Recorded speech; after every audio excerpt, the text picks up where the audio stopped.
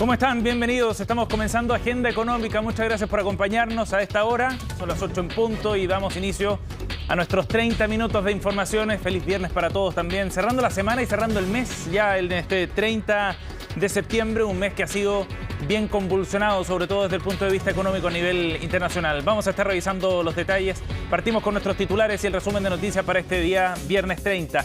El presupuesto 2023 es uno de los temas centrales para esta jornada, por supuesto, porque viene el momento del desglose, del aterrizaje del mensaje que ha entregado el presidente Gabriel Boric el día de ayer. La propuesta que está haciendo el Ejecutivo para el gasto fiscal del próximo año será presentada en el Congreso o debe ingresar ya formalmente durante esta jornada. Y en ese sentido, ayer el presidente daba algunos de los ejes principales. Crece un 4,2% el presupuesto para el próximo año. Hay un intento por tratar de desarrollar políticas contracíclicas en un momento donde tendremos una recesión en nuestro país con una caída fuerte de la inversión privada. Se trata de compensar por el lado fiscal, pero también resguardando la responsabilidad fiscal, decía el presidente Gabriel Boric. Vamos a estar revisando en unos minutos los principales ejes y los números más destacados del presupuesto para el próximo año. Bueno, y en materia presupuestaria precisamente, el presupuesto para un área muy relevante dentro de la estrategia que está tratando de generar el gobierno tiene que ver con el gasto en ciencia, tecnología, conocimiento e innovación. El gasto fiscal en este ítem va a crecer cerca de un 20% y el ministro Nicolás Grau decía que si se mantenía este ritmo de crecimiento por los próximos 4 años para esta área en específico, bueno, se cumpliría la meta que se ha planteado el proyecto político de estos 4 años de gobierno del presidente Boric de duplicar los esfuerzos en materia de inversión en ciencia y tecnología. Y esto es bien relevante también porque la partida para el próximo año ya contempla los primeros pasos para la banca de desarrollo que ha propuesto el programa del gobierno del mandatario. Los detalles los vemos en unos minutos.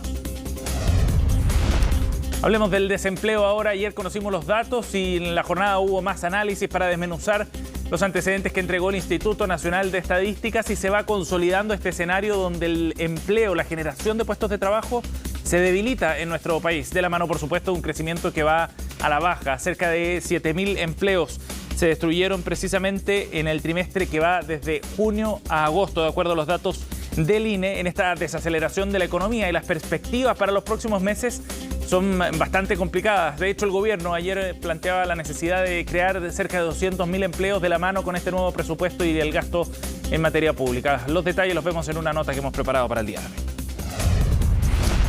Y en una de las noticias que marca a esta hora los mercados a nivel internacional, ojo con este dato, una campanada de alerta, el dato de inflación para la eurozona.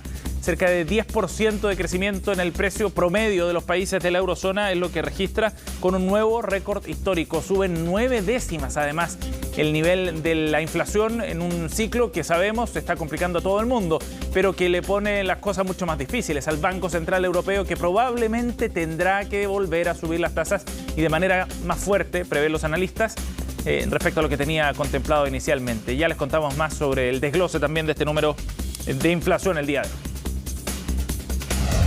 Y nuestro resumen lo cerramos con los números para partir el día, precisamente cómo están comportándose las bolsas en Europa, en Asia. A esta hora lo que vamos a ver a continuación, aquí está la gráfica con el detalle de lo que está ocurriendo en el Eurostoxx, indicador que pondera varios índices bursátiles europeos, sube 0,91% a esta hora de la mañana. El índice, el FTSE 100 de Londres está subiendo a esta hora 0,68% de acuerdo a la información en línea, mientras que en Asia hubo algunos resultados mixtos. Por una parte, el Hang Seng subió un poco después de 2 jornadas de fuertes caídas, pero el Nikkei japonés cae 1,84% a esta hora de la mañana. Mientras tanto, se espera, por supuesto, algo más de maduración respecto al dato de inflación, sobre todo para Europa.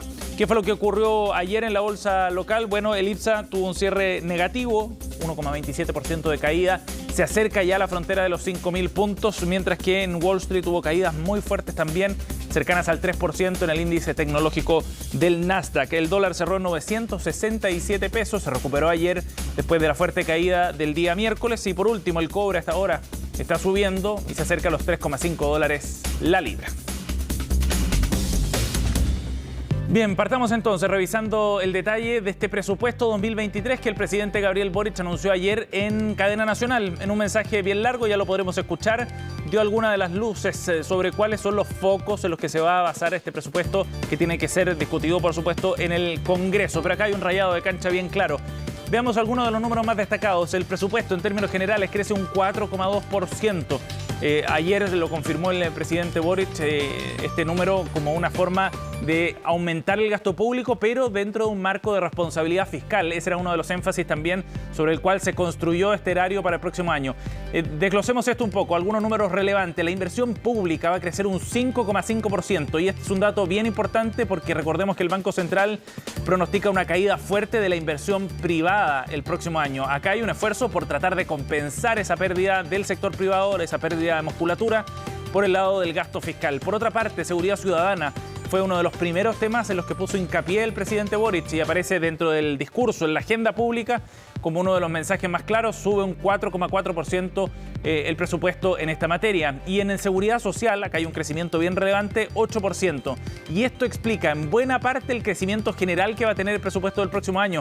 Recordemos que se está implementando la pensión garantizada universal, el aumento del universo de personas beneficiadas precisamente con esta pensión explica este número, el 8% de crecimiento, y explica en buena parte el crecimiento general del presupuesto de 4,2%. Y por último, ciencia, tecnología e innovación, ya les contábamos, sube un 20%.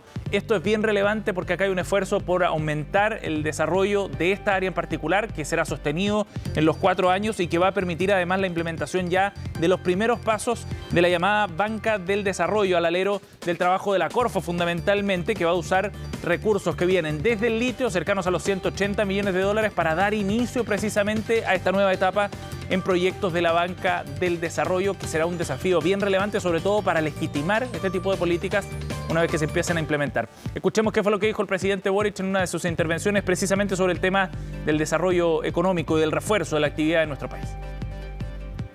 Destinaremos 1.6 billones de pesos a un programa de infraestructura para el desarrollo, que nos permitirá seguir mejorando y construyendo carreteras, puentes, aeropuertos a lo largo y ancho de todo Chile. Esta inversión permitirá, por ejemplo, avanzar en nuestra política de trenes para Chile. Aumentaremos en un 6,2% los fondos de inversión municipal y en un 2,9% la inversión regional que se entrega directamente a los gobiernos regionales. Además, alrededor de 403.000 millones de pesos de inversión pública serán destinados al Plan Buen Vivir. Vamos a disponer de 58.000 millones de pesos para el fortalecimiento del programa de acceso a créditos a pymes no bancarizadas con el objetivo de apoyar tus emprendimientos. Démosle un poco de dimensión y comparemos con otros años para entender bien qué significa este 4,2% de crecimiento del presupuesto. Vamos a ver algunos números que nos dan esa dimensión. El año 2020, el presupuesto en plena pandemia creció un 10,4%. Fue un año extraordinario, por supuesto. Más aún el 2021, las ayudas fiscales que iba entregando el gobierno del presidente Sebastián Piñera llevaron al crecimiento del gasto público a un exorbitante 33,4%. Este año, 2022, fue un año de normalización y el gobierno ha hecho esfuerzos por tratar de disminuir el gasto público en un 24,1% y de ajustarse además a la regla de balance estructural. El ministro Marcel ponía énfasis, y ya lo vamos a escuchar en ese punto, porque es un asunto bien relevante y esto nos permite ver cómo de alguna manera se va normalizando ya la cifra después de 3 años que han sido bien excepcionales, al alza o en el recorte que se ha hecho este año. En un tema bien relevante, el presidente también ponía énfasis en la necesidad de ajustarse a la responsabilidad fiscal, pero también ir cumpliendo con los compromisos, sobre todo en materia de seguridad social. Las listas de espera que se incrementaron durante la pandemia. Para eso, destinaremos 28.360 millones de pesos con el objetivo de reducirlas de manera significativa. Reajustaremos el programa de alimentación escolar para mejorar las raciones e invertiremos más de 156.000 millones con el objetivo de enfrentar la crisis de infraestructura educacional. Vamos a aumentar el gasto social, trabajando a toda máquina para construir viviendas sociales y alcanzar la ambiciosa meta de 260.000 soluciones habitacionales. Son casi 2.300.000 personas las que tendrán una pensión garantizada de 193.917 pesos. Bien, ahí los énfasis entonces puestos en materia de seguridad social. El ministro Mario Marcel ayer, antes del discurso del presidente, eso sí, planteaba también el esfuerzo que se está haciendo por tratar de ajustar las cuentas y de apegarse al balance estructural, y destacaba el esfuerzo que se ha hecho este año y los buenos resultados que se podrían obtener, inéditos, decía, en la última década. Esto fue lo que dijo el ministro de Hacienda. Este va a ser un presupuesto que va a tener bastantes diferencias con el presupuesto anterior. En los énfasis, en la estructura, en las regulaciones del presupuesto, después de todos los ajustes que hemos tenido en los últimos años, todos los vaivenes que hemos tenido en política fiscal, el próximo año vamos a tener una expansión real del gasto.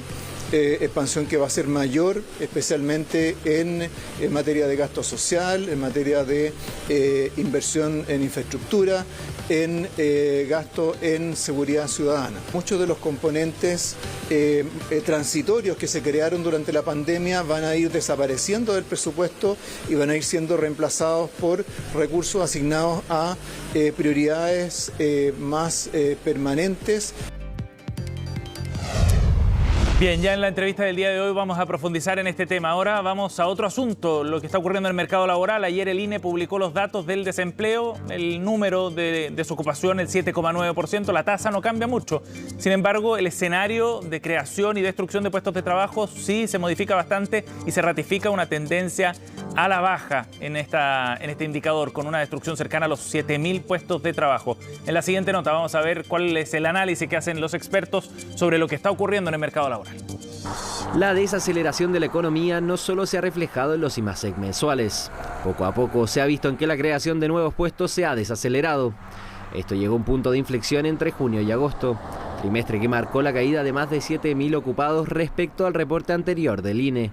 Donde realmente, para mí, por lo menos está la noticia de hoy, tiene que ver con la evolución reciente del empleo. O sea, ¿qué ocurre cuando comparamos la situación del empleo hoy con la que había en el reporte del mes previo? Y hoy día la gran novedad fue que la cifra de empleo desestacionalizada mostró su primera destrucción de empleo desde la segunda ronda de cuarentenas masivas, que no teníamos una caída. Si nosotros comparamos respecto del trimestre móvil inmediatamente anterior, cierto que es mayo, junio, julio, tenemos un decrecimiento de las ocupaciones en 7.000 puestos de trabajo.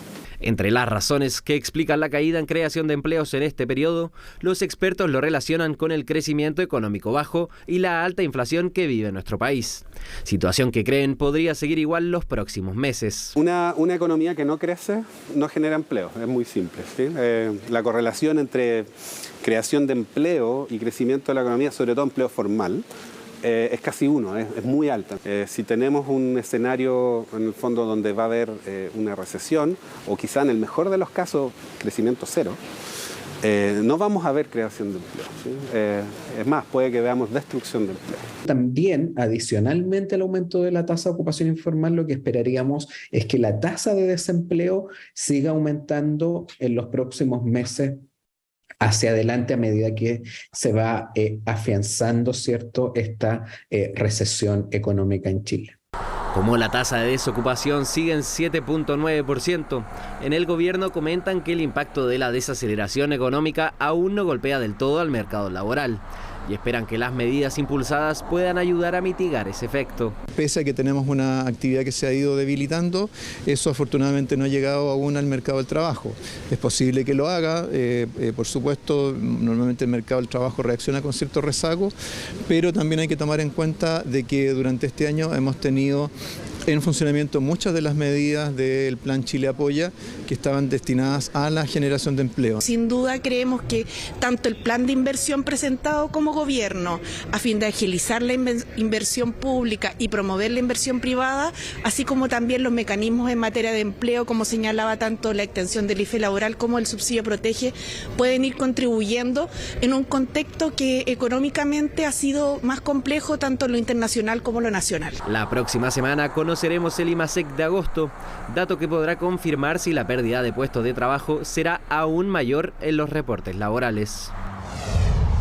8,14. Hablemos de inflación, no de lo que está ocurriendo acá en Chile, sino lo que ocurre en Europa en particular. Los datos conocidos hoy día de inflación de la eurozona son bien preocupantes, porque la inflación en el viejo continente llegó a cerca de un 10% en el mes de septiembre, dato conocido el día de hoy, que significa una alza de 9 décimas más respecto al dato anualizado, ¿no?, de los últimos 12 meses que se había visto en el mes de agosto, según publicó la Eurostat, que es la Oficina Estadística Comunitaria. ¿Cuáles son los factores que están incidiendo más? Tienen que ver fundamentalmente con los precios de la energía, que se han disparado en el viejo continente en el contexto de la guerra que está desarrollando Rusia en Ucrania, que ha elevado los precios de suministro para varios de los países en el viejo continente. El precio de los alimentos es otro de los factores que vuelven a repuntar el ciclo de precios, entonces, que va al alza. De hecho, para ir más al detalle, la subida respecto a energía en los últimos 12 meses, escuchen bien, ha llegado a un 40,8%. En el caso de los alimentos, a un 38,6%. Y son los dos grandes factores que explican entonces esta inflación anualizada de 10% en el mes de septiembre. Ahora, ¿por qué es tan importante este dato? Bueno, porque el Banco Central Europeo tendrá que ir subiendo entonces las tasas más allá de lo que ya lo ha hecho en los meses anteriores. Recordemos que en julio ya subió la tasa en medio punto porcentual, alza inédita no vista en 20 años, y en septiembre en 0,75 puntos. Por lo tanto, en la próxima reunión es probable que del 27 de octubre es probable que tengan que subir nuevamente la tasa de interés. ¿Y en qué se traduce eso? A mayor tasa de interés es más probable que se genere un escenario de recesión para la actividad económica en Europa, y eso sabemos que repercute también en otras partes del mundo, evidentemente. Además, los factores que están empujando el alza de precios es probable que se mantengan por un buen tiempo. Europa se adentra pronto en el otoño-invierno, en la época más fría, y el alza de precios podría repercutir aún más en materia energética, sobre todo por la posibilidad de que eso signifique incluso algún tipo de paralización de actividades industriales. No descartan eso los analistas en Europa. Revisemos solo para cerrar un par de datos más. En los niveles de inflación, fíjense que en Estonia, en Lituania, en Letonia, que son los países más cercanos a Rusia, además con una actividad económica quizá más dependiente de lo que está ocurriendo en la guerra en Ucrania, superan el 20%. Pero en otros países como Holanda, por ejemplo, 17,1% de inflación. En Alemania, un 10,9% por sobre el promedio de toda la zona comunitaria. 8,17. Vamos a ir a una pausa. Al regreso seguimos con más de Agenda Económica. Bien, estamos de vuelta, 8,21 para conversar respecto al presupuesto 2023, al mensaje que dejó ayer el presidente Gabriel Boric en cadena nacional, con este aumento de 4,2% pronosticado para el próximo año. Vamos a conversar de este tema junto al diputado integrante de la Comisión de Hacienda, Ricardo Cifuentes. Gracias por el contacto, diputado, muy amable. Muy buenos días, Sebastián. Gracias por conversar con nosotros. Contigo. Bueno, ya hacíamos en el primer bloque, diputado, un desglose, 4,2% lo que crece en general. Hay un esfuerzo importante en materia de inversión pública, en materia de seguridad también. A grandes rasgos, ¿qué le parecen los ejes y la forma en la que está delineado este presupuesto, diputado? A mí me parece que va en el sentido de lo que el país está pidiendo hoy, ¿no es cierto? Hay 3 o 4 prioridades en el presupuesto que están correlacionadas con lo que uno ve en el terreno, ¿no? Conversando con la ciudadanía. En primer lugar, el tema de la seguridad. En el presupuesto está puesto, o en el discurso del presidente está puesto en segundo lugar. Yo lo hubiese puesto en el primer lugar. Creo que la seguridad, todo el tema de la delincuencia en Chile es un cataclismo y hay que resolverlo con sentido de urgencia. Antes que nada, y ahí tenemos un gran tema, hay un aumento considerable anunciado para las policías, me parece bien. Hay también un aumento significativo y un cambio en la política desde la Subsecretaría de Prevención. Hay una prioridad por el trabajo entre el gobierno y los municipios que me parece súper adecuado. Volver a lo que hubo en el gobierno de la presidenta Bachelet, reforzado con esta relación entre donde el municipio juega un rol fundamental a mí me parece que va en la línea correcta. Ajá. Después tenemos el tema de la inflación y cómo combatimos este real flagelo, Diputado, digamos que... un ¿sí? segundo para volver al punto en tema de seguridad, porque esta área crece un 4,4%, ¿no? El presupuesto en relación a orden público y seguridad. ¿Es un buen aumento? ¿Cómo se lo explicamos a la ciudadanía también pensando que el presupuesto general crece un 4,2%? Esto no es mucho más que el promedio. No es mucho más, por eso yo decía que me parece que siendo una prioridad y que va en relación está correlacionada con lo que pienso hoy día y espero a las personas. Sin embargo, yo le hubiese puesto un poco más de recursos, pero no solo recursos, Sebastián. Aquí tenemos un problema de procedimientos y de ejecución. Fíjate, el gobierno regional de Coquimbo le transfirió o firmó un convenio con la policía de Carabineros hace 8 o 9 meses para comprar 32 vehículos. No, esos vehículos todavía no están en la región.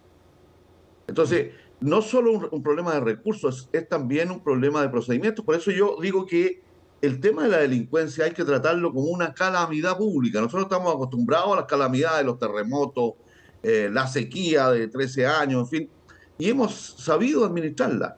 Este tema de la delincuencia, en el nivel que tenemos hoy día, creo yo, requiere no solo de aumentar recursos, que creo que no es suficiente todavía lo que está planteado, sino de procedimientos ágiles que permitan que resolvamos rápido todo el problema logístico que tiene la policía de Carabineros y también la de investigaciones. Sí, hay un énfasis también bien importante en materia de reactivación económica. La inversión pública va a subir más de un 8% en un año, el próximo, que tendremos una caída de la actividad económica, una caída fuerte de la inversión privada. ¿Qué le parece ese foco contracíclico, ha dicho el gobierno?